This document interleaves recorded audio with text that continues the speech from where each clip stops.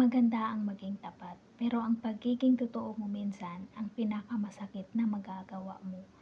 Kasi kapag sinabi mo ang tunay na nilalaman ng iyong puso, hindi lahat handang makinig at umunawa. Maraming beses din na mas pinili nating manahimik dahil natatakot tayong makakasakit. Pero mas mabigat dalhin kapag ang katotohanan ay itinago mo sa iyong puso.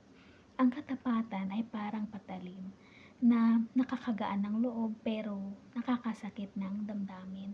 May mga tao ding mas piniling umalis dahil hindi nila tanggap ang pagiging totoo mo. Pero tandaan mo, mas mainam na masaktan sa katotohanan kaysa maging masaya sa kasinungalingan. Oo, masakit minsan ang maging tapat, pero ito lang ang tanging paraan para malaman mo kung sino ang tunay na tatanggap sa iyo.